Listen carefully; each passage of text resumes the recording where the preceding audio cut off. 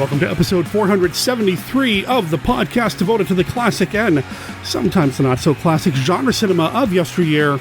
It's Monster Kid Radio. The music you're hearing right now is the song Aerodynamics. It comes from the EP release Anti-Aerodynamics Style by The Terminators. They are a Russian surf band. You can find them at theterminators.bandcamp.com. They gave us the okay to play their music here on the show. Go check them out. Let them know that Monster Kid Radio sent you. They've got a number of singles that you can pick up as standalone releases, and a lot of them are really good.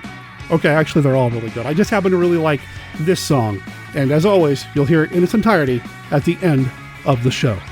I am your writer, host, producer, Derek M. Cook. It is the final week of Lucha de Mayo 2020, which means we have another luchador-themed genre film in the wings. And you know what? I'm not going to make you wait. I'm just going to tell you right now what it is. We are talking about the movie Wrestling Women versus the Aztec Mummy. This is a luchadora film, a film with lady luchadors, and I am excited to get to it. It's taken us how long now during these Lucha de Mayo themed months to do a luchador film with the women? I mean, it's been too long. We've never done it, and it's about time that we're doing it this week with Mark Pedersen. You might know him as the man from Dr. Tongue's I Had That Shop. That's right, Mark and I are going to talk about this film. We're going to talk a little bit about what he's got going on as well with his store. Because, well, with the state of the world right now, his store is currently closed. He can't go there in person, but there are ways you can help support him, and we'll talk about that with Mark here in a little bit. And then when I got done recording with Mark, he sent me some more information about something involving his store and a number of other toy stores around the world, so you'll be hearing that update as well. Speaking of updates, I have an update that just came in. I just got this email like less than 2 hours ago as of when I'm recording right now. This actually comes from Ron at Monster Bash, and basically, Monster Bash has been canceled for the summer.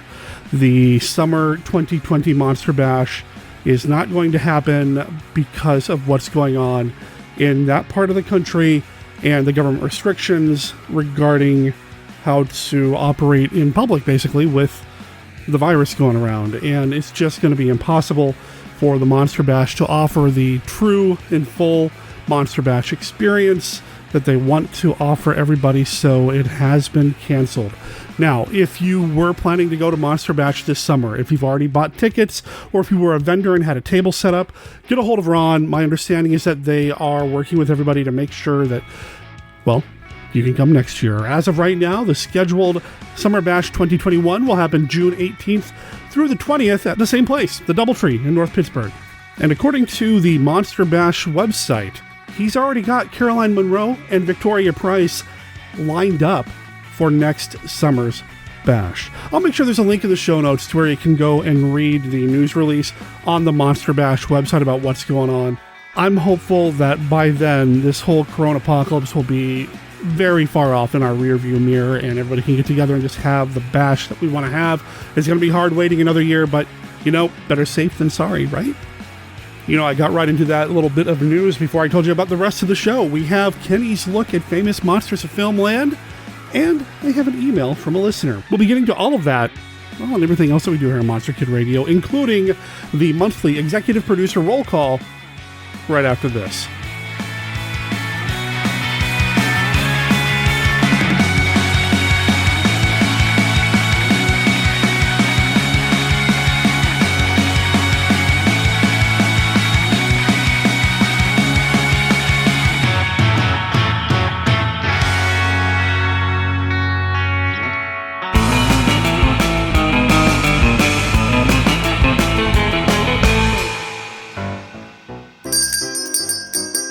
Why, howdy, partner.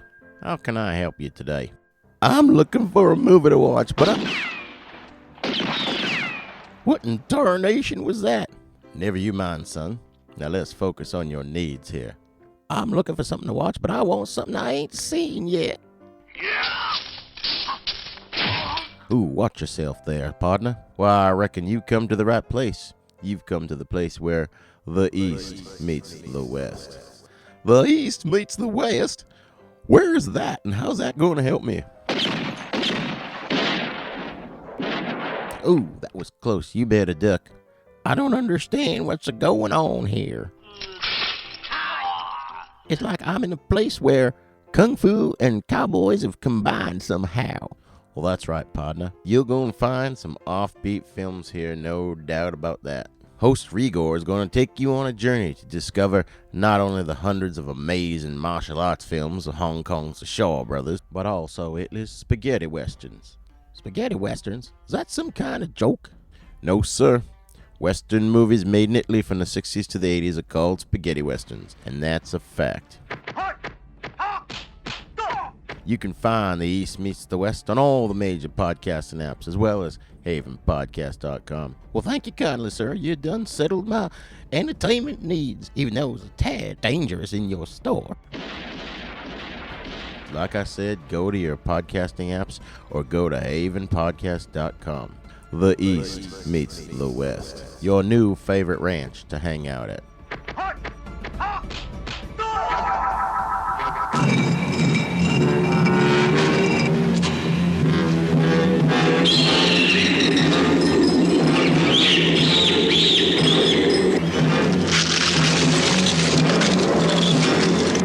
Black belt against black magic in the greatest battle of all time.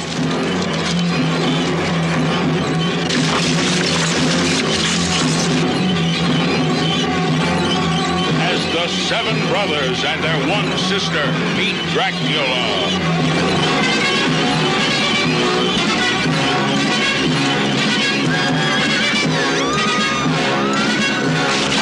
While vampires drink the blood of the virgins and turn them into zombies.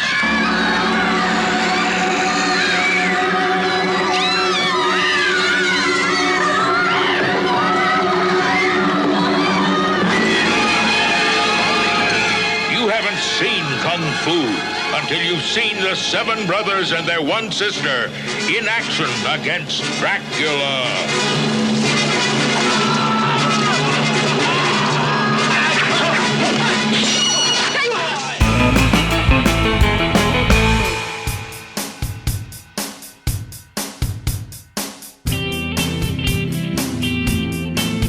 Backed by the song Surfin' Sasquatch from the band Captain Kevin and the Wolf Eels. It's from their self-titled album that came out earlier this year. You can find them on Amazon, Spotify, Daddy Cool Records, and a number of other places. It's now time to talk about this month's executive producer patrons of Monster Kid Radio. Everybody that participates in the Monster Kid Radio Patreon at the Toho level or higher, we call an executive producer here on the show, and I'd like to give all of them a special thanks right now. Alistair Hughes, Andrew Campbell, Charles Babbage, Curtis, Dennis Brian Prather, Don Evans, Dwayne and Jen Watson, Professor Frenzy, Jerry Green, Jim Moore, Jeffrey Allen Arnett, Jeff Owens, Jonathan Angarola, Justin Giallo, Karen Joan Cahotic, Kenny from down in old Mexico, Lugosi Fan 25, Mabuse Cast, Mitch Gonzalez, Paul Curtis, Stephen D. Sullivan, Steve Turek from the Diecast Movie Review Podcast, T. McKay, Temi Anschutz, Ted Roddy, Terry Mount, Bayou Hunter, Tom Garganus, and Tracy and Scott Morris. Thank you for all of your support, and thank you to all of the patrons of Monster Kid Radio. You can learn more about what we have on offer to our patrons over at patreon.com/Monster Kid Radio. I'll make sure there's a link in the show notes. I can go ahead and tell you now that some patrons this month will be receiving a YouTube video. Check out all of the reward tiers that we have available, and even if you're not able to become a patron this month, please consider sharing the link with anybody that you think might be interested in what we talk about here on Monster Kid Radio. Thanks again, everybody. Really appreciate all of your support.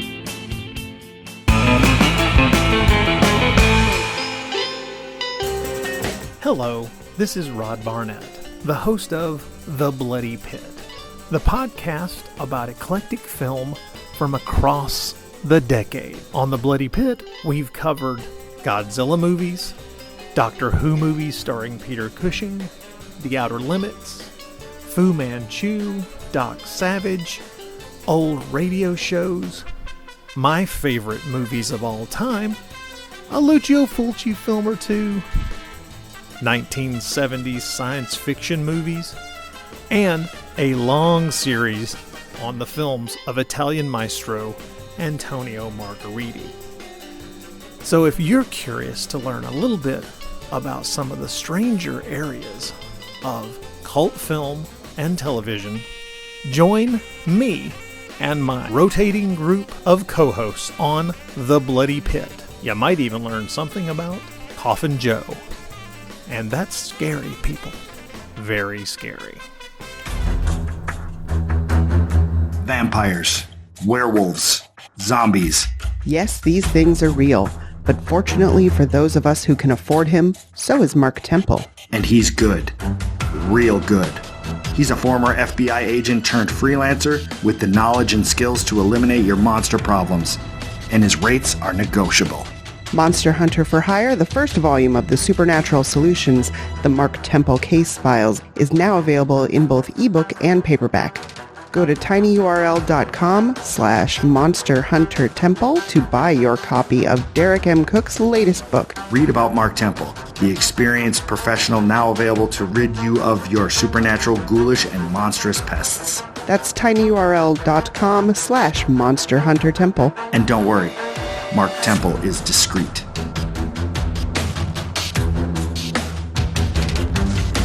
I am the vampire. All living things are my prey. The undead are my allies.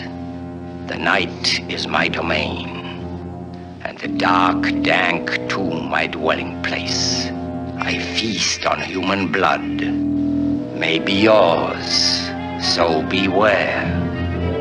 Beware.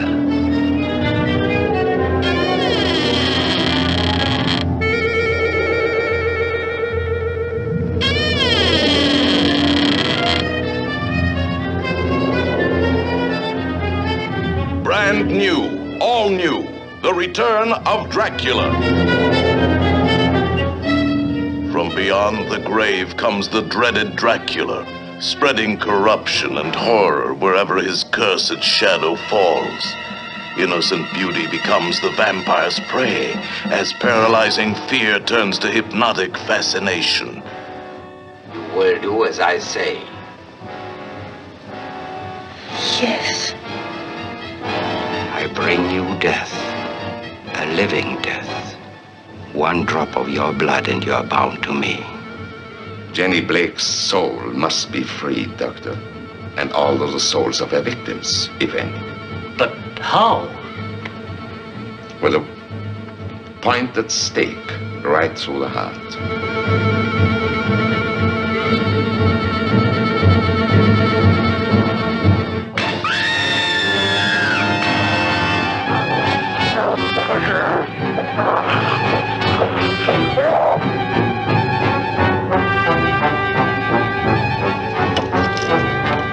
He's gone.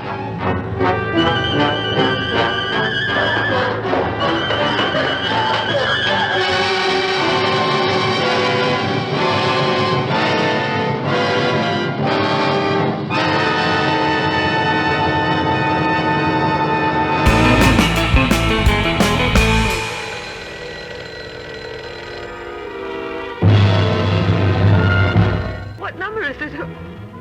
What am I calling? You've reached the feedback section of the show. This is an email that came from Adrian Smith. Imagine how pleased and embarrassed I was to be name-checked several times on your show. That was completely unexpected. Being British, I blushed and looked at the ground. Thanks, though. I'm trying to shine a light on Marguerite with my blog, and you and Rod are doing great work, both on Monster Kid Radio and The Bloody Pit, to push people towards these films, too. I have to confess, I've only done one of the Gamma 1 films on my blog so far, but don't ask me which one, because I also get confused. I've also stalled on my Treasure Island in Outer Space entries, but I will get back to it soon. Rod's right, though. It's a great series. Check it out. And just to give you a quick update, I finished my thesis in 2018, which featured 2 chapters on Eurospy films, including From the Orient with Fury, along with chapters on peplum and sexploitation films. Writing that thesis led me to become increasingly obsessed with Italian genre cinema. I'm a doctor of film now, for what it's worth, and I'm glad to be able to find time occasionally to dig into Margheriti's vast catalog of movies. Keep up the great work on MKR. Cheers. Adrian, thanks for writing in, man. So this was an email about episode 468 of Monster Kid Radio. This came out last month. This is where I had Rod Barnett on, and we talked about the second of the 4 Gamma 1 films. The movie was The War of the Planets, and yeah, Adrian's right. If you look at all 4 titles here of the Gamma 1 series, Wild Wild Planet, I can tell you that's the first one. I can sometimes remember what the 4th one is, but then there's War of the Planets and War Between the Planets or Battle Beyond the Planets or Planets at War or Star Wars or something. I always get them mixed up. War of the Planets is the second one. Adrian, I've been checking out your blog and going back and looking at the old Margariti posts, and they're awesome. And congratulations on becoming a doctor of film. I think I might have known that already, but I don't know if I've ever given you a shout out here on the show. I know you and I have spoken online in the past about Eurospy films, and I know that you know that I know that you know that I know that you know that I really like Ken Clark in the Eurospy films. Ken Clark is the lead, the spy, the hero of From the Orient with Fury, as well as a few of the other films like Mission Bloody Mary or Special Mission Lady Chaplin. From the Orient with Fury is the middle film of that loosely connected trilogy. Those are the only 3 films that he played the same character in, although he did appear in another movie called The Tiffany Memorandum as well, where he also did kind of the spy thing, but he started as a journalist. And I'm way off topic, but yeah, Ken Clark, really like him, and the reason I like to talk about him here on the show isn't just because of those films, but he also appeared in a handful of movies that are definitely related to all things Monster Kid Radio, like Attack of the Giant Leeches and 12 to the Moon. I've never talked about 12 to the Moon. I really like that movie. Maybe someday we'll talk about it here on the show. Now that I've sidetracked, let me get back on track, and again, just say congrats to Adrian for becoming a doctor of film. That sounds super impressive, and I wish I had a business card I could put that on. That would be really cool. I bet your business card looks awesome, man. Thanks for writing in, and stay tuned, because Rod and I will be talking about the other 2 Gamma 1 films at some point in the future on Monster Kid Radio. Thanks for writing in. If you want to be cool like Adrian, you can also write us at monsterkidradio@gmail.com. Or if you want to call and leave us a voicemail, you can do that too by calling us at 503-479-5657. That's 503-479-5MKR. Thanks again, Adrian.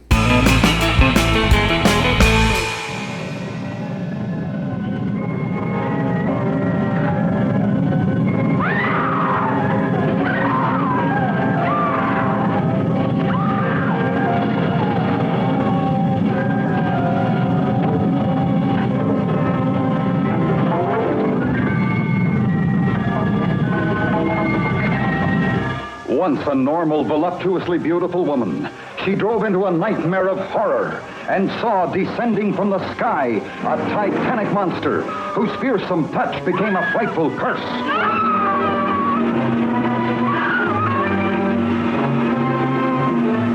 You think I'm drunk, don't you? All of you! I'm not drunk! I'm not! You've got to believe me. It was right in the middle of the highway, 30 feet tall. Once she's in the booby hatch, throw the key away.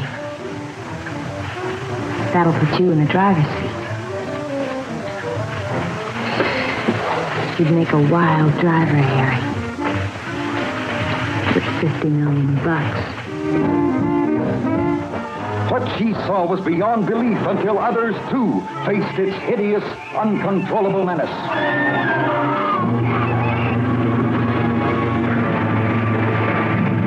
Attack of the 50-foot woman, incredibly huge, with incredible desires for love and vengeance.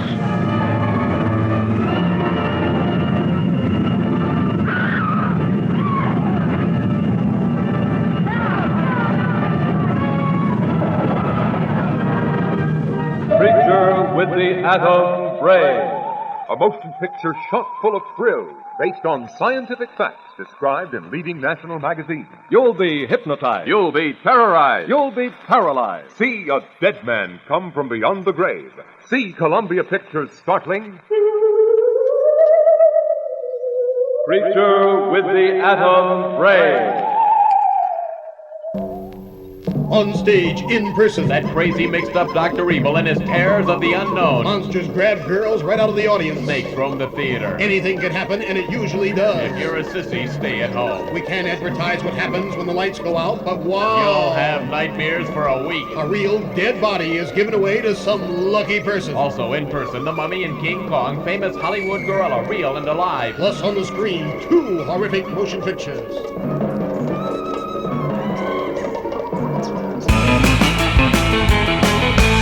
Hello there, Monster Kid Radio heads. This is Kenny with a look at Famous Monsters of Filmland. This week, we are going to continue our issue-by-issue examination of films covered with article-length features in Famous Monsters. We are up to issue 23 from June of 1963. This issue includes 2 previews, a continuation of the Dracula article from issue 22, and a look at a silent classic. The first previewed film was The Black Zoo. It merited a 3-page article with 5 photos, and it's a spoiler-filled synopsis of the film with no production notes or reviews. Here's a sample scene from the film. Carl encages a tiger, a lion, a lioness, a black panther, and a cougar, and leads them into the room. The beasts settle themselves gravely on couches and listen while their master plays the organ. The last chord dies. He turns. Children, I've brought you here because evil men want to steal our land, our home. In their greed, they might even want to kill us. The jungle cats hang on his word as though they understand everything he is saying, as though there is some psychic bond between them. But don't fear, we will take care of our enemies together. Accompanied by the lion, he goes to Stingles. He enters the house alone as the man mixes a cocktail. Conrad opens the door, calls, "Come in, King," and the lion enters. On command, the animal springs at the shrieking spectator, whose glass shatters on the floor. Yet another one for Derek's list of films to cover. After an article by famed writer Robert Bloch, the story of Dracula on stage and screen continues. It covers 16 pages and includes looks at the Spanish version of Dracula, Dracula's Daughter, Son of Dracula, and numerous other sequels, remakes, and takeoffs made up until 1963. This is followed with a look at Thomas Edison's Frankenstein. A cover from the Edison Kinetograph from May of 1910 is included, which gave the readers a first look at the monster from that once-lost film. A brief article includes bits from the article found in Edison's magazine, as well as the discovery of an even earlier version of the Frankenstein legend on film, which will be discussed in the next issue of FM. At the end of this issue is a preview of the Day of the Triffids. It is a 4-page article with 6 photos. Here is what was said about the film.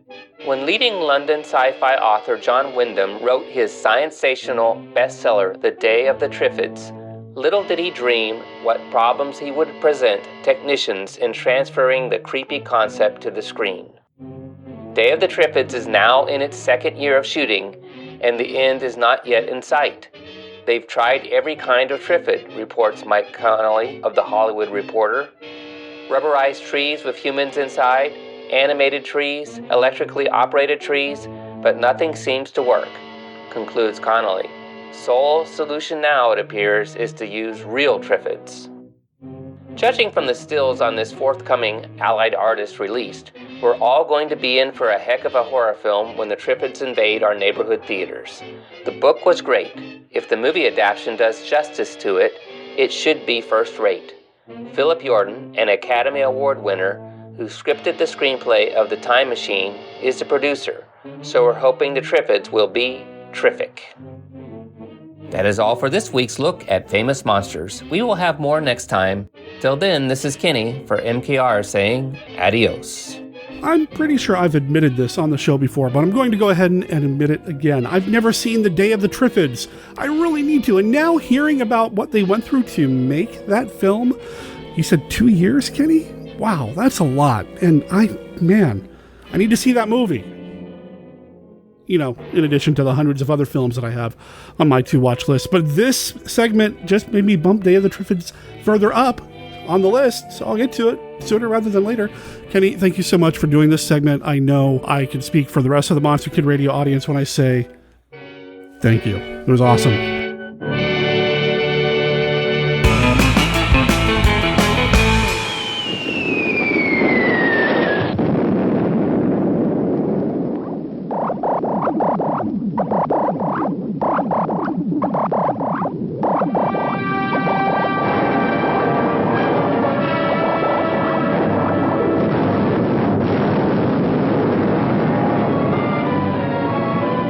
The day of the Triffids, when terror rained from the sky.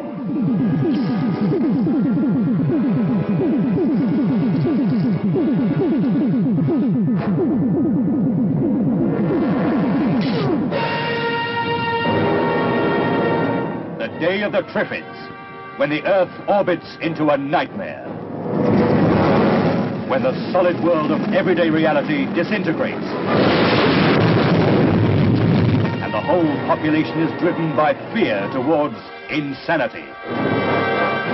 The day of the Triffids, when destruction closes in from every side. Pilot, is he blind too? Blind?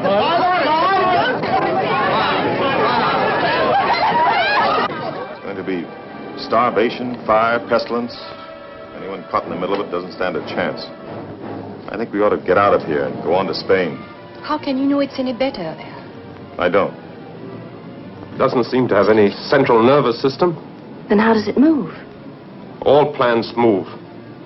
They don't usually pull themselves out of the ground and chase you.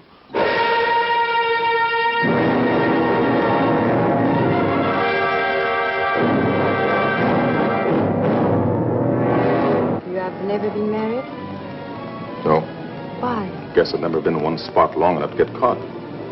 And now you are saddled with a family. It might have its points. The day of the Triffids, when law and order are overwhelmed in an avalanche of terror.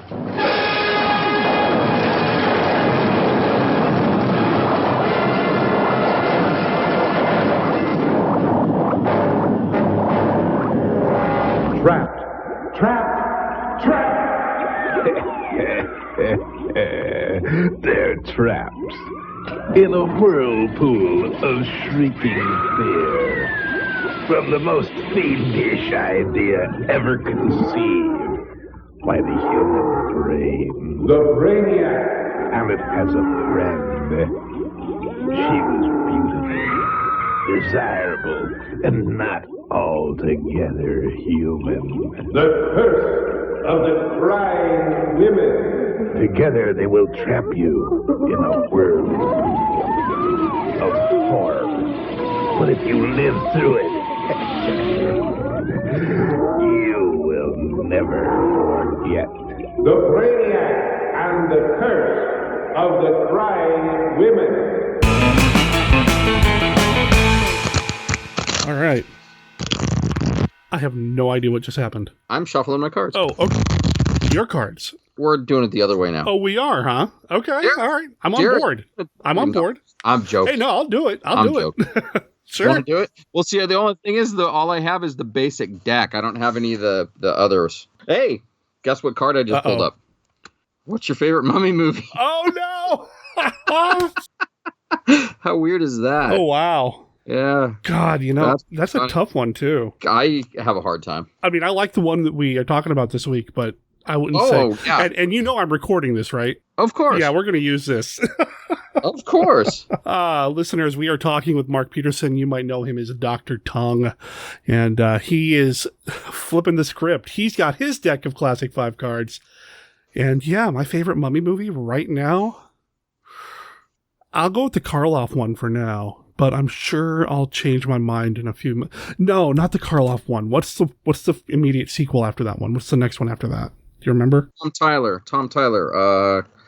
Was it Curse of the Mummy? Well, there's Ghost, Tomb, Hand, and Curse. And I always mix them up because they were really so close to each other. I love all of them, so I don't really keep them straight. So I know it's the one where Tom Tyler plays the mummy. I think it's the Mummy's Tomb is the one I'm referring to. No. Oh, shoot. It's the immediate sequel because they meet up with the magician and they go on the little dig and all that. That's the one that I like. Wind Up Poopsie. There we go. Yeah. There we go. That's the one. All right. Is that your final answer? That's my final answer. What about you, man? Excellent. Oh, man, I think you asked me this last year. Oh, did I really? Yeah, and I think I said the Hammer one. Okay. Just because it's like Lee is so imposing as the mummy. My God. Man, yeah, that's a good one, too. The Mummy's Hand is the one I was thinking of. That's the first. There you go. Yeah. There you go. I mean, there's so many. I just love the mummy. It's, there is honestly, in my opinion, No bad mummy movies. Hey, you know my thing about mummies, man. I love me a mummy movie. I love them. I mean, I'll take Dawn of the Mummy over any, I love those films so much. Anyway. Oh, yeah. There's something about ancient Egypt that just gets you going. God, Egyptology is fascinating. Are we going to start this thing proper? Hey, man, I say let's keep going with the 5. I mean, that's card 1, right? All right. All right, let's do card number 2. Again. Card number 2. What one black and white monster movie would you like to see colorized? And wow. This came up in conversation online. Got anything? Yeah, so this came up in conversation online earlier, either last night or this morning, in the Monster Kid radio group, where Dominique Malamses was asking about the movie It Conquered the World and what color the monster was. So that's the one I'm going to go with.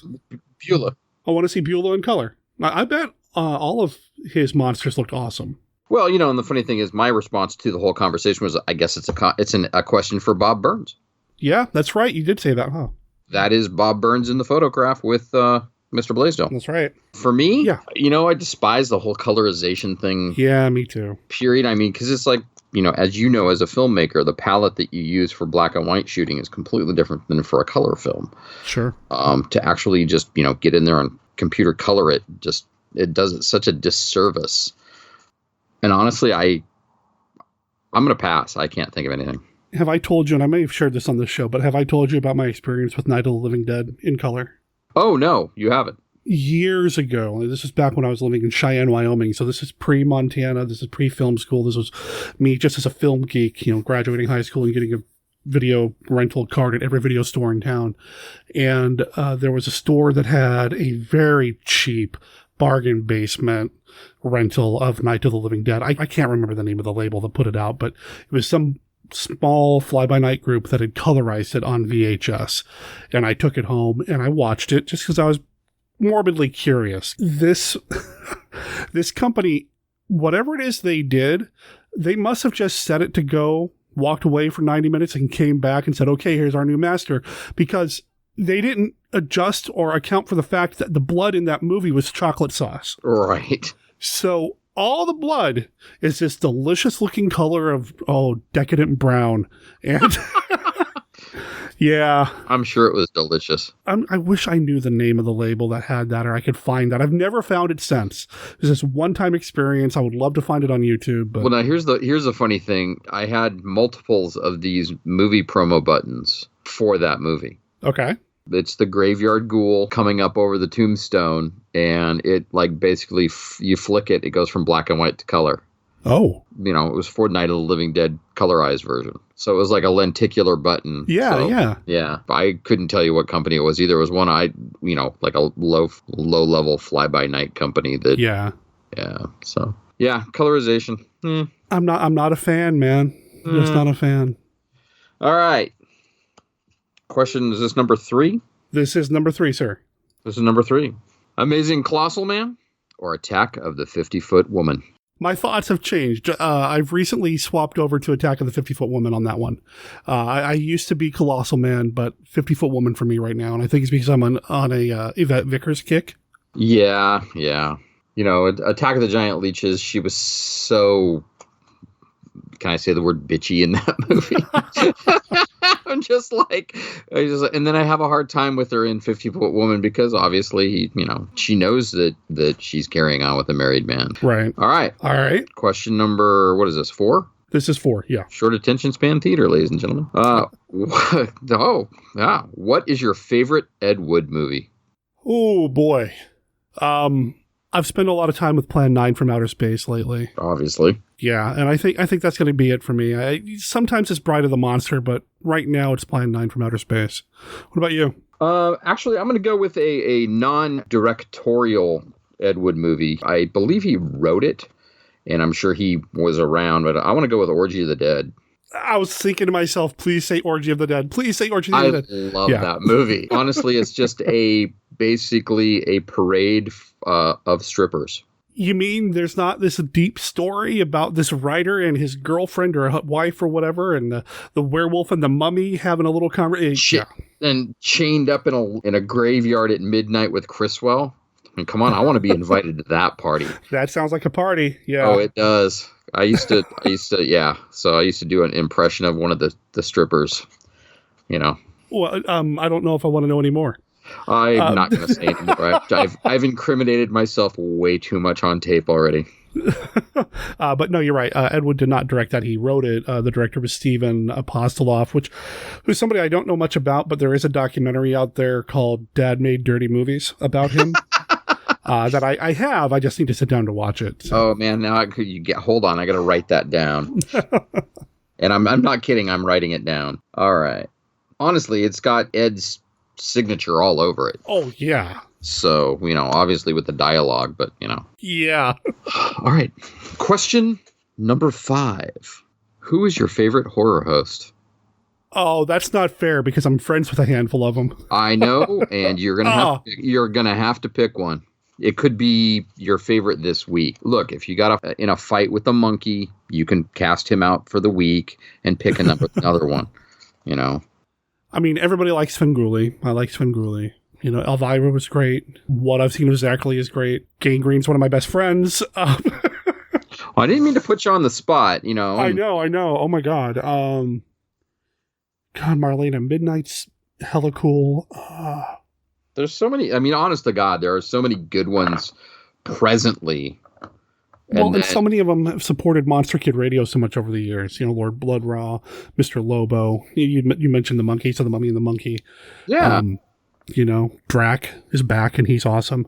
Right. Oh boy. You know, ooh. Come on, just pick one. Is this how it feels? Ladies and gentlemen, I have stumped Derek. You've broken me is what you've done. Yes, this is what it feels like, young man. Wow. You have done this for 400 plus episodes to a lot of people.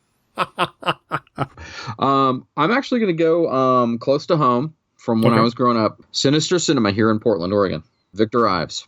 I've had people ask me about that, and I don't know anything about it. KATU, Saturday night, they had a double feature, and he was our horror host in the early 70s. Huh. Well, see, I knew we had Tarantula Ghoul back in the day, and there's nothing of her left. You know, there's nothing. Is there anything with Sinister Cinema out there? There is some stuff up on YouTube. Okay. And it's, you know, it's goofy stuff, but it's like, you know, when you're a 10-year-old kid and you're watching this in a dark basement on a Saturday night, it leaves an impression. Right on. Yeah. There's the classic 5, ladies and gentlemen. How do you feel, Derek? Wow. Oh, I feel broken and like I probably upset. I'm going to have to reevaluate some of my friendships now. Thanks. Okay. You're welcome. No, that was fun, man. And once again, listeners, that is Mark Pedersen. Dr. Tongue's Toys. Man, how are things going for you these days, my friend? I know we talked a little off mic, but wow. I'm trying to live a dream and a nightmare right now. That's the best way I can describe what we're going through right now, because, you know, it's like I told Derek, it's like this is nothing I've ever seen in my 55 years, and hopefully never see it again. Yeah, it's pretty scary, and for those of you like you, Mark, who have a retail business in kind of a niche market, it's got to be brutal. So I'm so glad you've got the Etsy shop. I don't know how it's doing for you, but we'll make sure there's links in the show notes, of course. Make sure people, if you are looking for a toy that your mom threw away, or maybe one she didn't, head over to Dr. Tongue's Etsy shop, or buy a gift certificate for Dr. Tongue as well, and then come on and spend it once the store reopens. Right, yeah, we don't. Unfortunately, they're electronic gift cards, but they're not usable online, which is... Oh, okay. Yeah, it kind of stinks, but they're only usable in the store.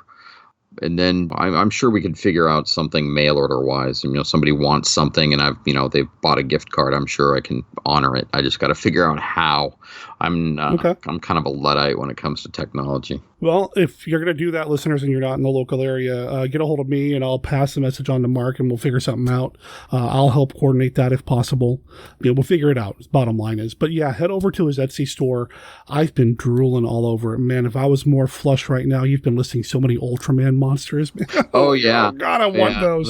That's kind of a new little model that I've been working with prior to all of this. It was basically importing large lots of Japanese vinyl from Japan. I've got a connection over there, and they've been plying me with nice little lots of vinyl. So that hopefully will continue once we get back to some semblance of order. Right on. Like I said, I'm looking at it right now. There's over 100 different items listed for sale here, and if there's something specific, get a hold of Dr. Tongue. He's your guy. There should actually be over 400, my friend. Oh, great. I've been busy.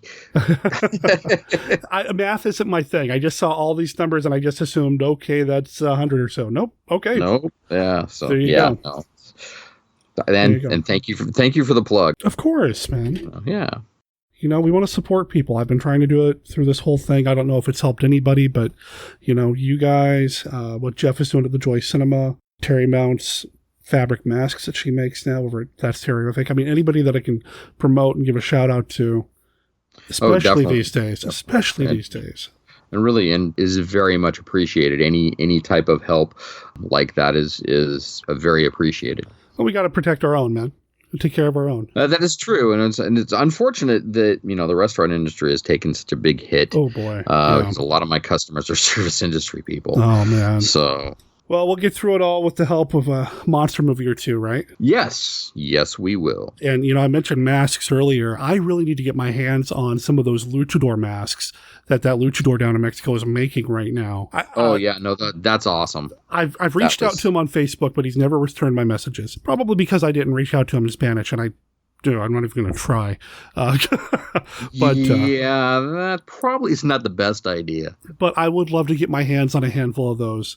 Just, to support him and then to have some really cool masks. Oh, good Lord, yes. 1,000 times yes. I would love to have a Dr. Wagner mask. That'd be awesome. Oh, that'd be great. Oh, so yeah, listeners, what we're talking about is there's a luchador down in Mexico who, in addition to performing in the ring, he also designs masks and produces masks for the wrestlers, full-blown, luchador masks.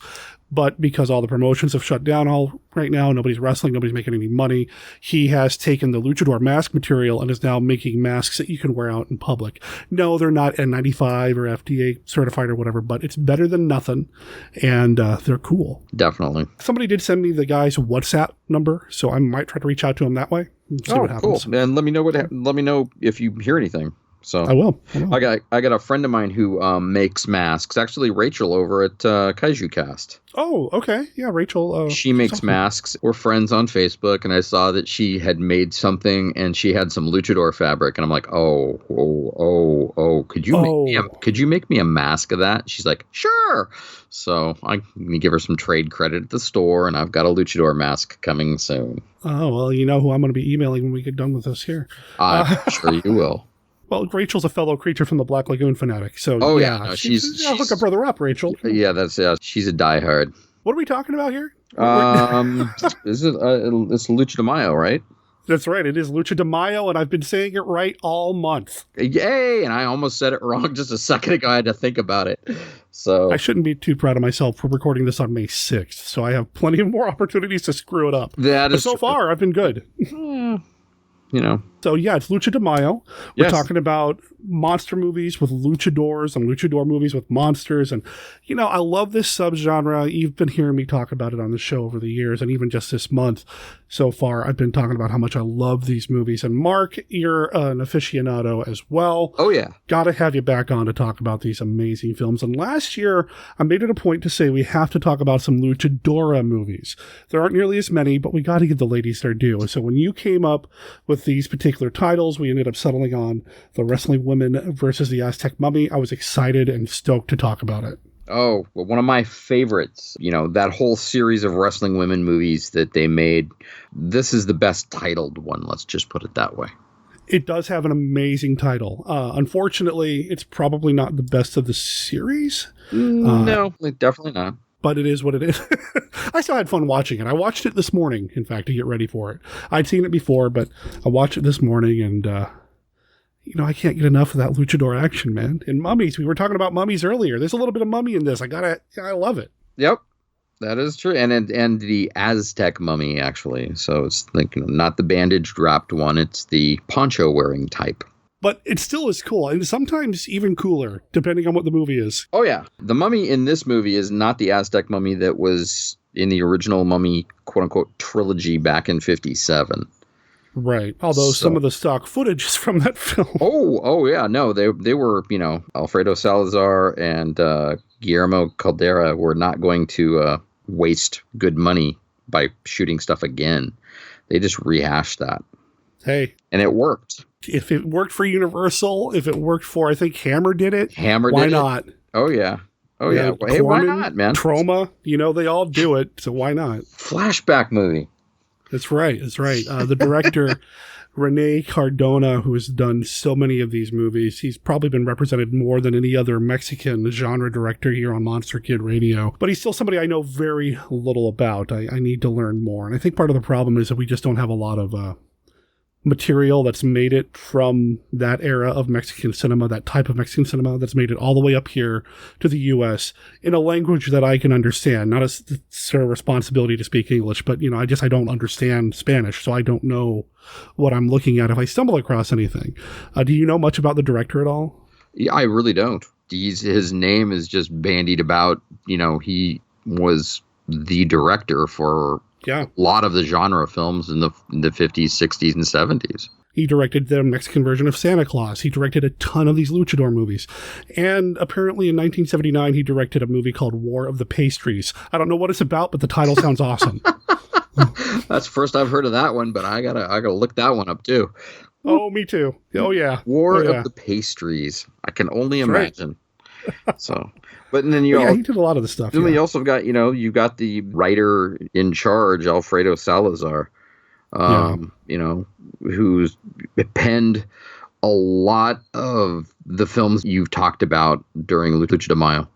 And, he would take a certain style and storyline and filter it through so many different movies and just change the characters. This is kind of one of them, but it worked for him. Oh yeah, it definitely worked. And he was involved in not just the mummy stuff, but I guess Face of the Screaming Werewolf does have a mummy in it, doesn't it?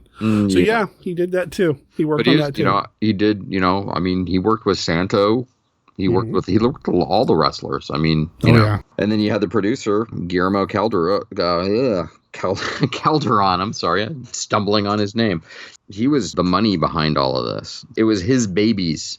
And, Salazar and Cardona were his guys. So I mentioned earlier that the director also did the Santa Claus version of the Santa Claus movie that came out in Mexico that K. Gordon Murray brought up to the States. And K. Gordon Murray also brought this movie up to the States, and that's actually the version we ended up watching. It's a dubbed version, and you were telling me earlier that based on your limited research, well, that sounded judgmental as hell. No. Based on the little research you did, Nope.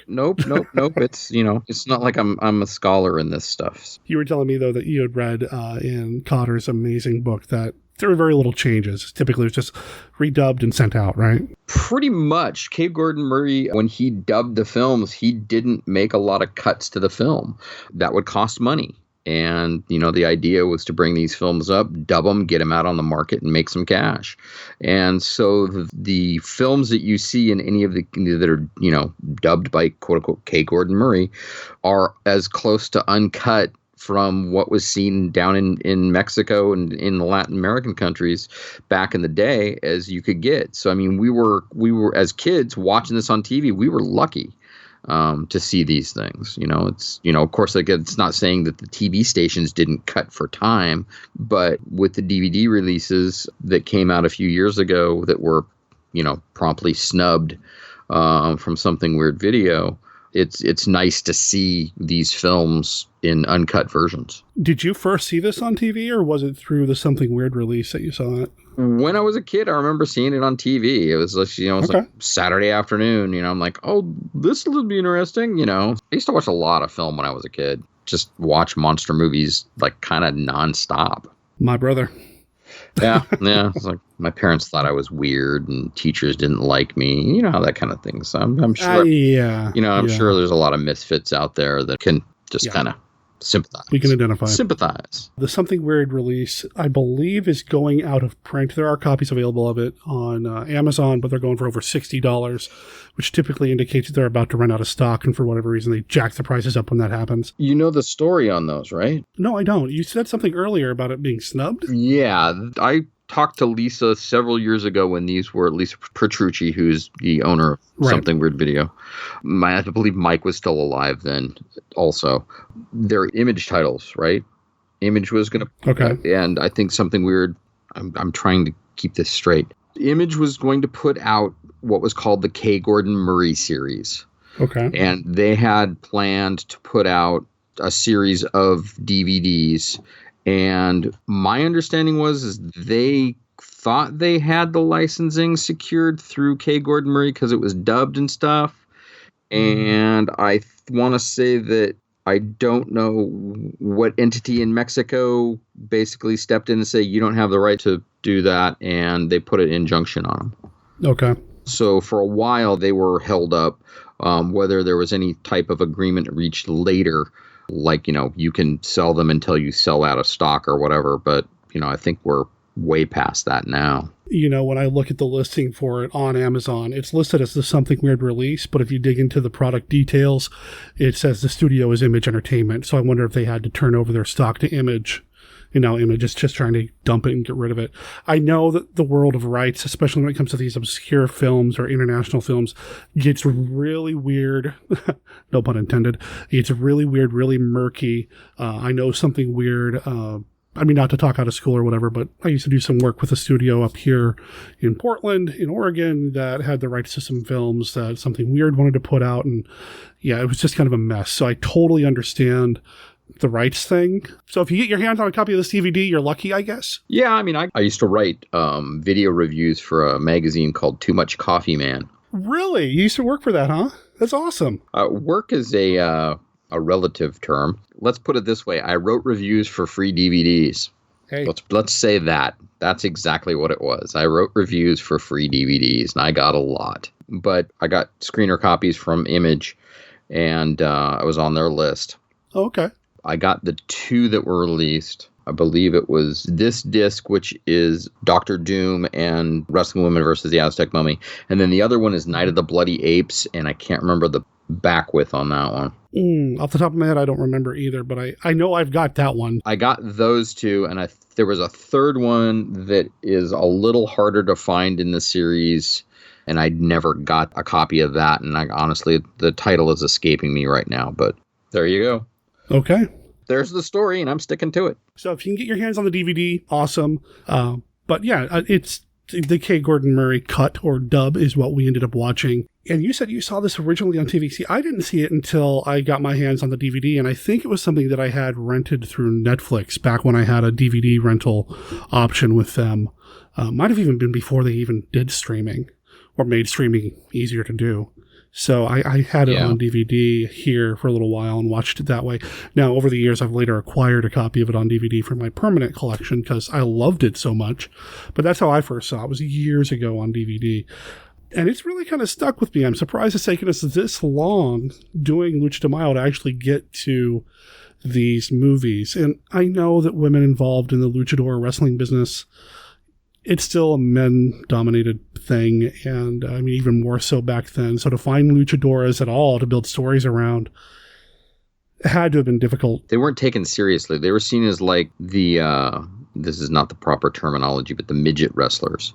The little people. They were seen as a curiosity. Yeah. Back then it was, it's like, let's watch the women wrestle now. Okay, now we're going to bring out Santo and here's the main match of the day. They were used as lower card fodder. Mm-hmm. And basically, the Wrestling Women started out with one movie, and it actually did really well. And that was Wrestling Women versus the Killer Doctor, and it's also known as Dr. Doom. That's the first one in the series, and that came out in '63.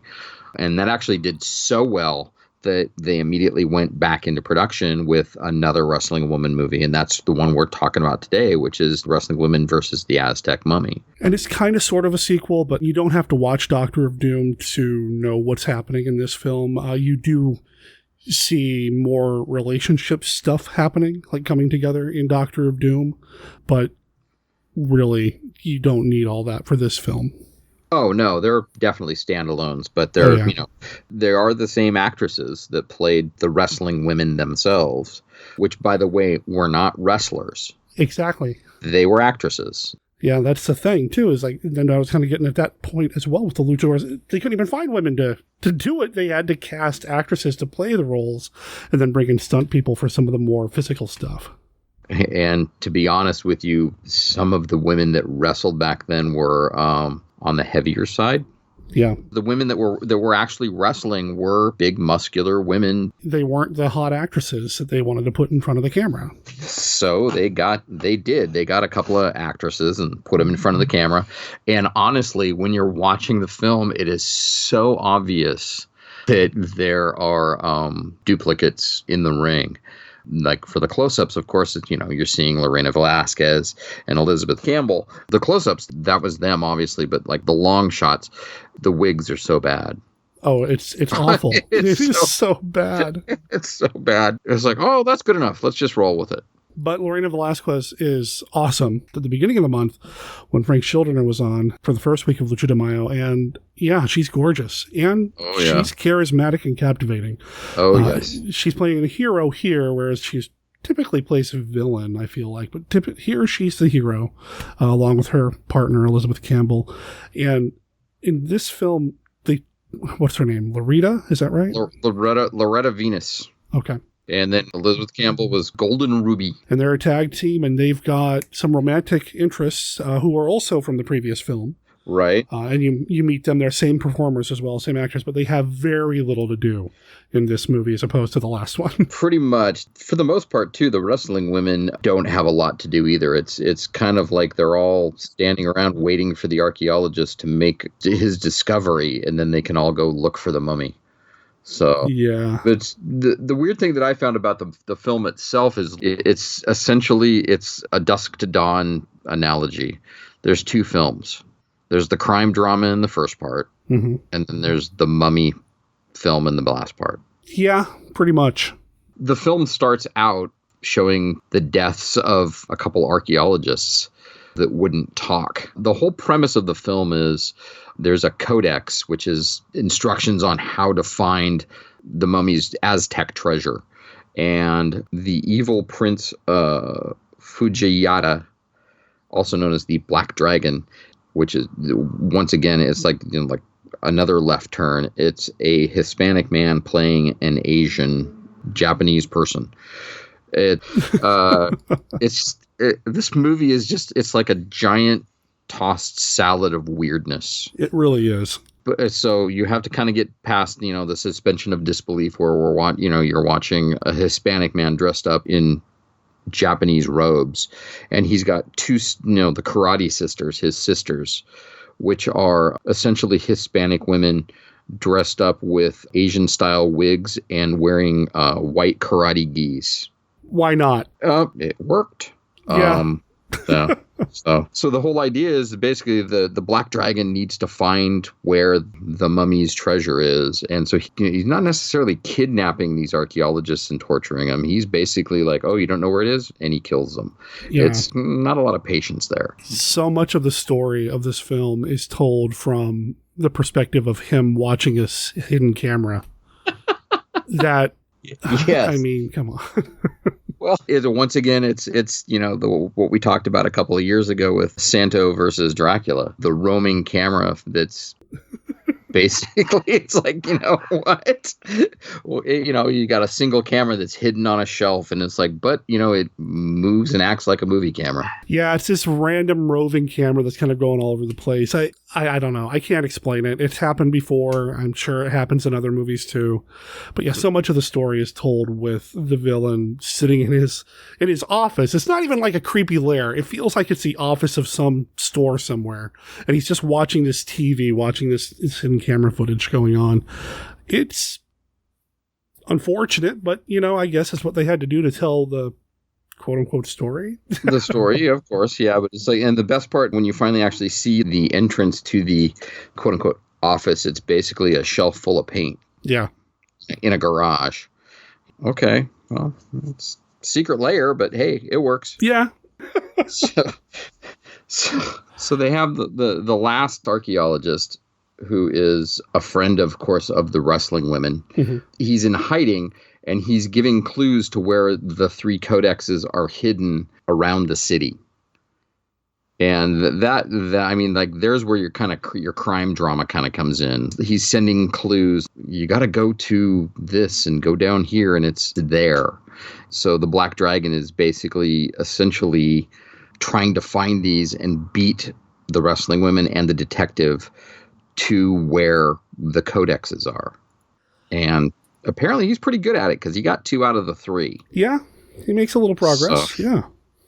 But the best part was that one of the last one that the wrestling women actually the detective, played by Armando Silvestri, and his sidekick Chucho Salinas, it was hidden in a locker at the wrestling ring. in the locker room. Sure. Okay. Well, no wonder the Black Dragon couldn't find it, get there first. Let's put it that way.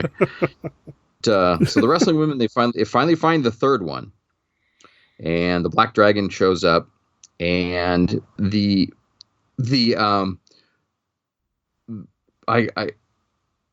yeah, it's just I'm kind of dumbfounded as to the whole. Oh, okay, so we're going to challenge you to a wrestling match, and my karate sisters. The Black Dragon offers up his sisters as fight fodder. Apparently, they're champion karate fighters in Japan to fight the wrestling women. And then whoever wins the best 2 out of 3 falls gets the codexes. And we're going to walk away from each other and scot-free. Let's forget that, the archaeologists have been murdered to get this information. That leads us to the big wrestling match, which, man, it is a doozy. So one of the tropes or standards of these movies is that we always have to have a wrestling match. Sometimes it's pre-taped footage or pre-filmed footage from an actual match. Sometimes it's set up for the film itself. In the case of these movies, because the actresses really aren't ring performers, it's almost always set up for the film itself. And you keep cutting back and forth from this camera shot that's behind the post where the heroes are gathered, so you only see the back of their head. Every once in a while we get a close-up of the women standing ringside, or maybe even in the ring itself. But for the most part, most of the wrestling action takes place from this long shot, looking down and behind, so you don't see that it's not the right women, the same women. That's where the fun, let's pick out the duplicates in the ring part comes in. The weird wig that they got for the stand-in for Lorena was just, it was horrendous. Yeah. Just like, oh man, it was, yeah. Watching the footage, the women that play the karate sisters to the Black Dragon, I'm pretty sure are the same women that were the actresses, because all they did was stand there and stare. They didn't say anything. Right. Like when when they're in the Black Dragon's lair, they just kind of stand there, and it's so obvious that it is a Hispanic woman wearing a Japanese style bowl cut wig. And then when they're in the ring, it's the same women, I'm pretty sure. So, and then, then they've got, the stereotypical Japanese style wooden sandals. Yeah. They wear those, and then they're running around in them in the hallway. I don't know if you caught that after the match. How are they doing that? So, but yeah, it's like the match is just, it takes up a good center part of the film, and it's really entertaining, I found. And it's actually cut really well, but it's just the fact that the doubles that they got were just, like, they didn't care. Yeah, unlike the movies that we see with the men, most of the wrestling action is confined to the ring, and it's almost as if they had a different crew or somebody shooting these sequences, because you can tell real clearly that it's not them at all. Yeah. And then, of course, the wrestling women, spoiler alert, they won. So the Black Dragon basically hands over the other 2 codex that he has. So they have, the archaeologist has all 3 of them that he had in the first place, that he hid all around the city. But he got them all back now. And then the detective, when I thought this was, I don't know if you caught this or not. The Black Dragon shows up, man of honor. He showed up in the locker room. Handed over the 2 codexes. Okay, well, I guess so that'll be it. And the detective goes, I never said that you were going anywhere and you were going to be absolved of any crimes. And he hauls him off. And that's the last you see pretty much of the Black Dragon, right? Pretty much. But then as they're walking by the locker room, as they're going down the hallway, and the 2 detectives have the Black Dragon and his henchmen in front of them with guns, and the Karate Sisters for him come flying out of a locker room and just beat the snot out of him, and then they get away. Yep. I just thought that was the way that they just came, flying out. There had to have been a noise. They were only a door away from the other locker room where the wrestling women were. And, they beat the crap out of the two detectives. The Black Dragon gets away with his two sisters. And then about, 10 seconds later, the wrestling women come out. Oh, what happened? It's just, another one of those movie lags of time, I guess. Yeah. And we got to shoehorn some mummy action into all of this here at the end. Yeah. So essentially at that point, that's kind of where the crime drama stops. Pretty much. And then it turns into a mummy movie. That's not to say after a grueling 15 minutes of him trying to decipher the codex while everybody sits around and plays gin, chess, and drinks a lot of tea. Well, sure. But he finally figured it out. And apparently it was in an Aztec pyramid that is right down the street from them. Of course. Because it didn't take them very long to get there. Did you notice that one too? Oh, that's just the temple down the street. Yeah, pretty much. Yeah. So, but see, this is what I always love about mummy movies in general. Mm-hmm. You have a couple of experts, the archaeologists, and a bunch of people that don't know what the hell they're doing tagging along. They're not exactly the most careful people. Because, you're well aware. You've seen archaeological digs that are truly scientific, and they have them mapped out, and it takes them months to dig out stuff. And it's like, nope, they're just going to go break in the wall and go find the tomb. I don't know if I've actually seen, I guess maybe the very beginning of Jurassic Park when they're at the dig. Maybe that's the most accurate representation of archaeological digs, because, Indiana Jones just goes in and wrecks whatever, and in this film, they're just busting through walls. Oh, yeah. Yeah, that's just they got the pickaxe and the shovel, and they just like, it's here, busted in. So, they busted in and they start wandering around this Aztec temple. Yeah. Pyramid. They finally come across the remains of the princess, and the breastplate is on her. That's the other thing too, is that it's the same exact story as the Aztec Mummy trilogy, right? That was filmed previously, but it's a completely different mummy and a completely different princess. But I hasten to guess it's probably the same breastplate from the prop department. More than likely, yeah, I wouldn't be surprised. Yeah, recycle, reuse. Oh yeah. They find the breastplate, and then they take the breastplate, and that's what I'm kind of confused about, because it's like, weren't they supposed to be there to find the rest of the treasure? Sure. So they take the breastplate, which of course awakens the mummy, Tutumek. Mm-hmm. They take the breastplate, they leave, and of course Tutumek comes to life and starts chasing them down and looking to get the breastplate back. And the part where he turns into a bat the size of an eagle.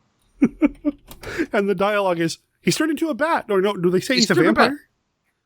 Whatever it is. It's just this weird kind of, oh, look what he did now. I'm just like, what's happening? Oh, no, look, he's turned into a bat. And then basically, this is later in, but look, he's a mummy again. Yep, that's it.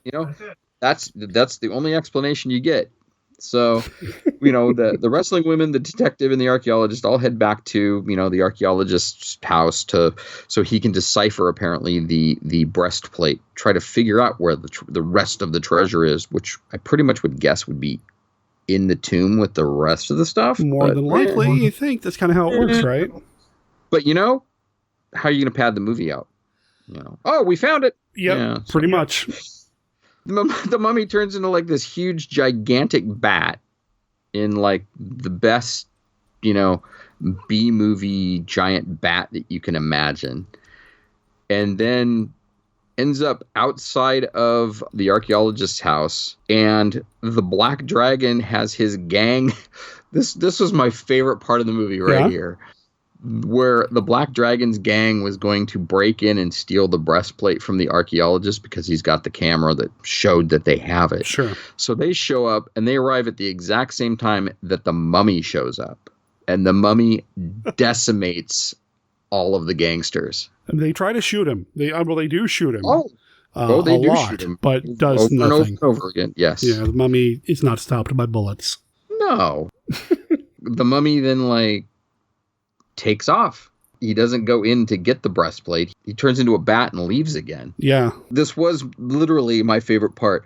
The headlines in the newspapers. Mummy decimates gangsters or something, along that line. Oh, and there was a couple different headlines too. Yeah, it kind of opens the movie as well. At the very beginning, where we learned that the bad guy's name is the Black Dragon. Black Dragon gang decimated by mummy or mystical creature or something like that. It was pretty funny. And of course, that is the last pretty much that we kind of see of the Black Dragon's gang. Pretty much. And that's it. Now it's the archaeologist versus the archaeologist wrestling women detectives versus the Aztec Mummy. Even though they're not running around in masks or having wrestling matches out in the wild, away from the ring, they still keep that element of the luchador movies where they are superheroes, detectives, crime scene investigators, archaeologists. They know everything. Oh, of course. They keep that trope at least. They're not even wearing masks, but they're cut from the same luchador cloth because that's what they do. They know they're the heroes. That's it. Of course, and the capes that they had on were amazing. Oh, I'm gonna yeah. go back to that. The ring attire was quite fetching. Sure. Then the non-wrestling woman, Charlotte, tries to talk Chucho Thomas, the detective, into taking the breastplate back to basically stop all of the killing. So those two idiots go back to the temple and attempt to put the breastplate back. And the woman gets lost in the temple. So the detective, and I thought about this, I'm like, you're not going to go look for her? You're just going to leave. And that's what he does. He goes back and tells the wrestling women Charlotte is lost in the temple. So they go back, and then it's pretty much the final showdown for the movie right there. Pretty much, yeah. I mean, it wasn't much of a mummy movie. Let's put it that way. No, I mean the design of the mummy I thought was great. Oh, he had that looks, kind of big pop eye. Yeah. And he looked so much better than the one that actually was in the Aztec Mummy trilogy. You mentioned the From Dusk Till Dawn comparison, which I hadn't considered, but that's exactly the temple that this is cut from, or I guess the other way around, since this movie came out first. If you actually watch From Dusk Till Dawn and time it, and I've done this, I can't remember the exact times now, but the vampire portion of From Dusk Till Dawn is very short compared to the rest of the movie. Mm-hmm. It's not even like a third act. It's less than that. I had it figured out once because when I was in film school, I worked at the movie theater that we had on campus that would used to support various things there, and we had From Dusk Till Dawn, and I timed it so that when it was being shown on a night that I wasn't working, I knew when to come in to catch the vampire action because I was kind of over the Tarantino crime stuff. Right. So, right. I wanted to see the vampires get down, so I had it timed just right to get in there. And I was sitting in the theater for maybe 20 minutes, and that's about it. I mean, it's very short. And that's pretty much what happens here. The mummy stuff, the monster stuff, the giant bat, it's not a big part of the movie. It really is kind of a crime, drama, thriller, caper. The mummy sequences are a third of the film. Yeah, if that. I think that's being generous. Yeah. It moves along pretty quick once the mummy is up and out walking around. Towards the end, it's like, they head back, they find the woman, they return the breastplate, but the mummy's still kind of really ticked off. So he's, coming after him. Oh, look, he's a bat.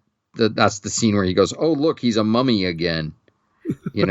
So, and then the wrestling women are, pulling the wrestling moves on him. It's a very tight sequence in, very confined spaces, but it's kind of fun.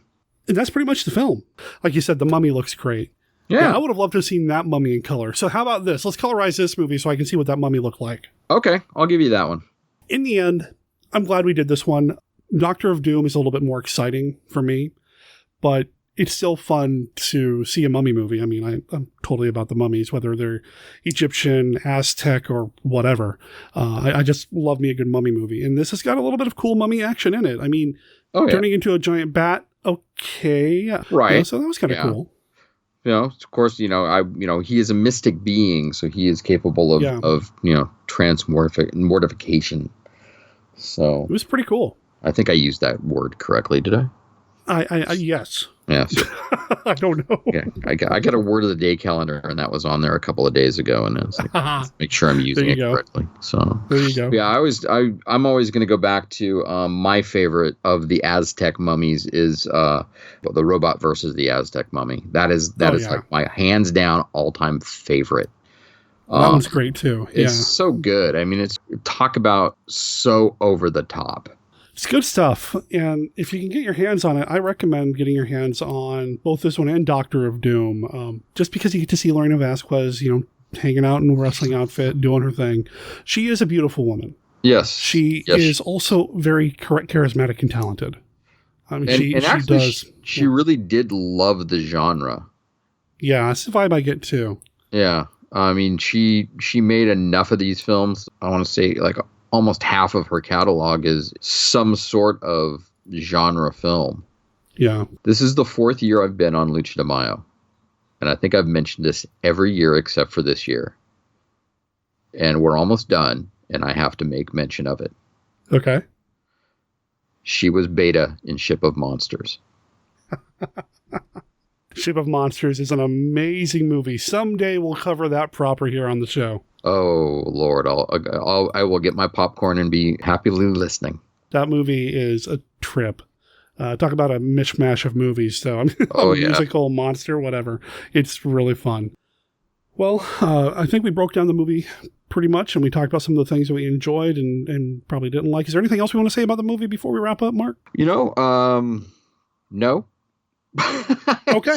Honestly, if you like Mexican horror films and Lucha Libre films and that ilk, you do yourself a favor and watch this movie. It's just fun. I will comment. This is something that I brought up the first week of Lucha de Mayo this year.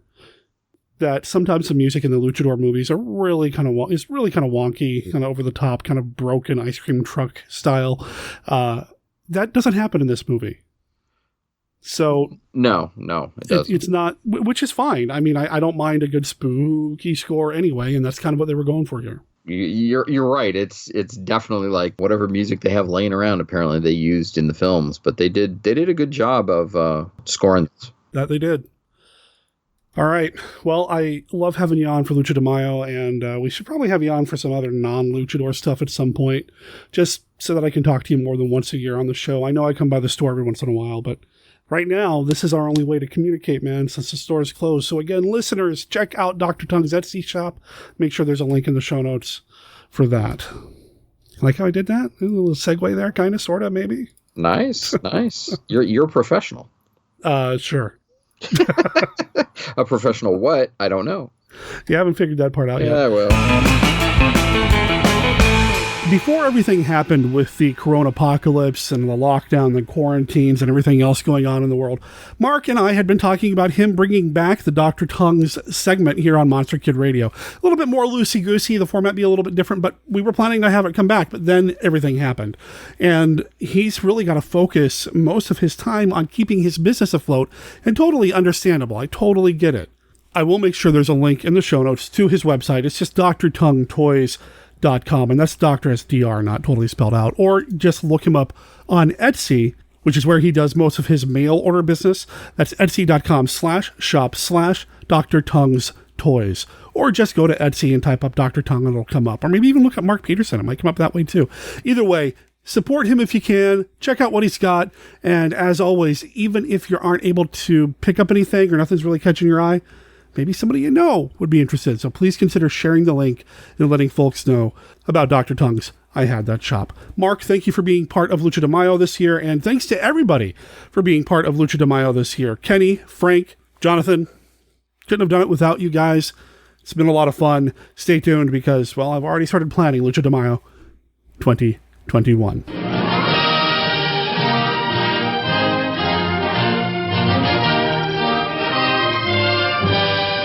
This just into the MKR newsroom. The Nacelle Company, the production company that brought you the hit Netflix show The Toys That Made Us and the Movies That Made Us, has announced a drop date for their next big show, A Toy Store Near You.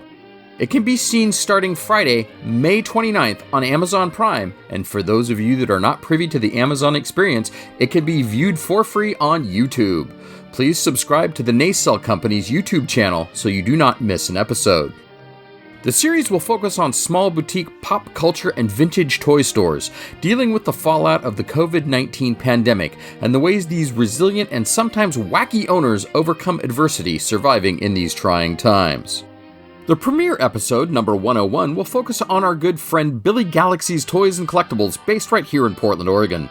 The series will not just deal with toy stores here in the US. A Toy Store Near You will feature episodes with several shops in Canada, Japan, and the Netherlands. The series is slated for 50 episodes, that's 10 per season, and 50 different stores. My store, Dr. Tongue's I Had That Shop, is proud to have been included in this list of pop culture goodness. Our episode will drop sometime, hopefully, during the second season. That's it for now. This is Mark Dr. Tongue Pedersen signing off. So, stay safe, mask up, and don't forget to wash your damn hands, you filthy ape.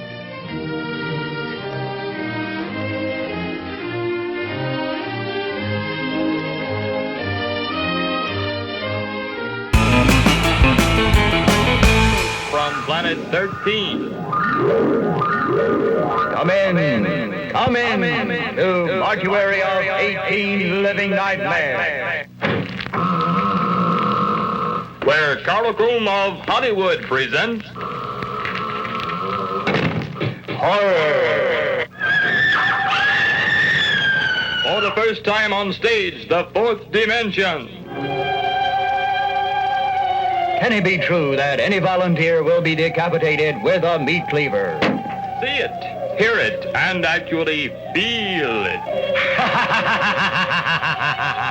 Unbelievable but true. 13, 14, 15 knives will be driven through the head of any unsuspecting person.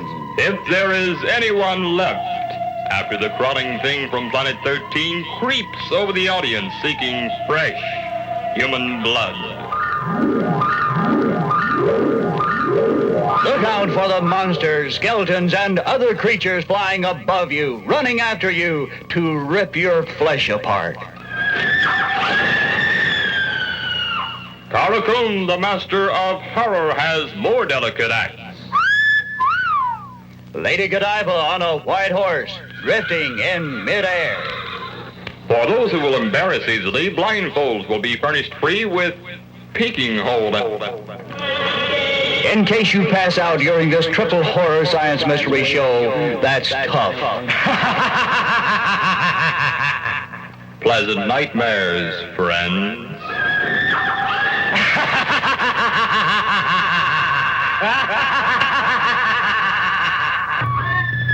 Night of the Bloody Apes. See, creatures that are half man, half beast, all horror. They rip, they tear, they claw you to pieces. The Night of the Bloody Apes makes you see the hell man creates for himself. The Night of the Bloody Apes. Welcome to Planet 8. Every 2 weeks, the crew at Planet 8 Podcast explores the many worlds of science fiction, fantasy, superheroes, monsters, and more. We cover the latest movies and TV shows, as well as old favorites, too. Yeah, like Planet of the Apes. It's a madhouse! A madhouse! Hey guys, don't forget Star Trek. Fascinating. Or classic monsters like King Kong, Creature from the Black Lagoon, or Godzilla. If it's nerdy or geeky, we'll probably be talking about it. So why don't you tune in and check us out? You can find us on iTunes or other fine podcast providers. Come join the conversation at our website, planet8podcast.blogspot.com. You can also find us on Twitter and Facebook. This is Planet 8 Podcast, signing off. End transmission. Welcome to a night of total terror. night of the living dead. The dead who live on living flesh. The dead whose haunted souls hunt the living. The living whose bodies are the only food for these ungodly creatures.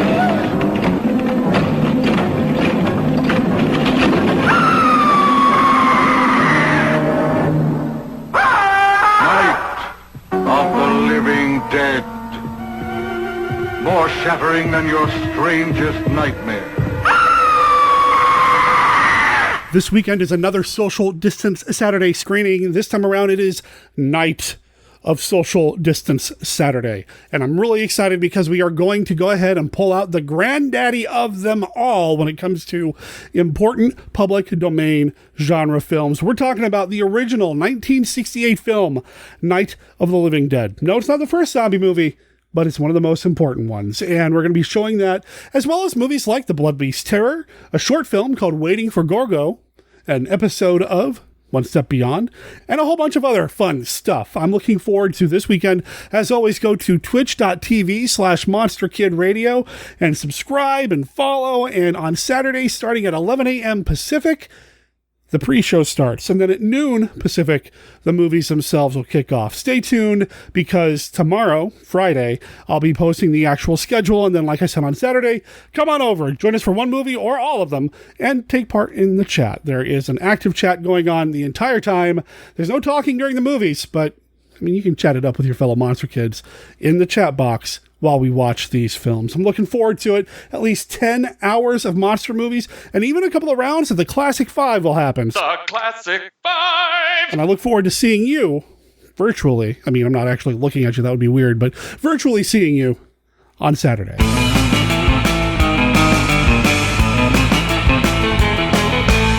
Well, that brings us to the end of this episode of Monster Kid Radio. Big thanks to everybody who was involved this week, and that includes you, dear listener, for downloading the show. If you are on social media, please consider sharing the post, retweeting tweets, and just letting everybody know about this podcast, because the more listeners we have, the merrier it can be for everybody, right? That's how that works, right? The more the merrier, is that it? That sounded really awkward. Anyway, please let people know about the show by sending them to monsterkidradio.net. This is where you're going to find everything you need to know about the podcast between episodes. You can even read it while you listen. I'm not going to tell you can't. You know your rights. Who am I? Anyway, check out monsterkidradio.net. Our contact information's over there. Links to everything that we've talked about here on the show are over there. You're going to find an Amazon affiliate link to the incredible book, The Mexican Masked Wrestler and Monster Filmography by the late Bob Cotter. Check it out. It is the definitive text when it comes to these kinds of movies. And if you buy it through the Amazon affiliate link, we get like 5 cents or whatever, because we are an Amazon affiliate, and anything that you can do to help us out, well, I appreciate. Thank you. You're also going to find links to Amazon to pick up my book, Monster Hunter for Hire, Supernatural Solutions, The Mark Temple Case Files, Volume 1, and you want to get in on that now, because Volume 2 will be coming out later this year. And just a quick comment on our TeePublic shop. I received a message from somebody earlier today, in fact, and I'm going to email him back as soon as I get done recording here. TeePublic has been running a little bit behind with everything going on in the world. Obviously, their production has slowed down as they aren't able to have full staffing. And then, of course, the mail's a little bit slower, too.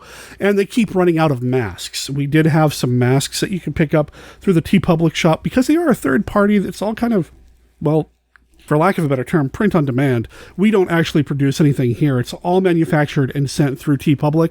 So please be patient with them. If you've ordered a mask and they haven't gotten it to you yet, it's because they are just slammed with orders right now compared to what they normally have on staff. I've also ordered a couple of masks for myself, and I haven't gotten them, and it's been several weeks. So please be patient with them. I'm sure they're going to do right by us all. And even if they don't, TeePublic's been great to work with on the customer service side of things, at least with every issue that I've ever had with them, which are very few. They've worked really hard to make sure that I'm a happy monster kid. What's coming up next week here on the show? Well, I've got several possibilities. I've got 3 episodes in the can. Well, I need to edit them still, but I've got 3 episodes in the can ready to go. And if all goes well, I'm going to be recording again with somebody in 2 days. So I'll have plenty of material to pull from, but I haven't decided which one's going to go to air first. If you are a patron over at patreon.com/MonsterKidRadio, you'll see that one of the tiers is the Universal tier. This is the top tier to support Monster Kid Radio. And one of the rewards that comes with the Universal tier are these irregular polls that I put out to, well, the patrons, asking them for how they'd like to see the show go. And this time around, very short turnaround time because next week, the next episode has to come out. But this time around, I'm asking those patrons to let me know which episode they'd like to hear first in June. If you are a Universal patron, please respond to the poll. Let me know what you want to hear. Now, all the episodes that I have in the works, they're all going to come out. It's just trying to figure out which one's going to come out first. Because, I thought it'd be fun to put that out to the patrons and basically let them do some of my work. Anyway, that's what's coming up next week. I didn't really tell you, but something's coming up next week. It's not a luchador film, I can tell you that much. Also, I'd like to say thank you to Captain Kevin and the Wolf Eels for allowing us to use their entire album for any bed music that we want to use here on the show. Really appreciate their support of Monster Kid Radio, and like I said, you can check them out over on Amazon, Spotify, a number of other online outlets, including iHeartRadio. It's all out there. I'll make sure there's a link to some of these places in the show notes. Also, big thanks to the Russian surf band, The Terminators. Until next week, remember that Monster Kid Radio is a registered service mark of Monster Kid Radio, LLC. All original content of Monster Kid Radio by Monster Kid Radio, LLC is licensed under a Creative Commons Attribution, Non-Commercial, No Derivatives 3.0 Unported license, except for the song Aerodynamics. That is copyright 2017, The Terminators. My name is Derek M. Cook. I'll talk to everybody next week. Ciao.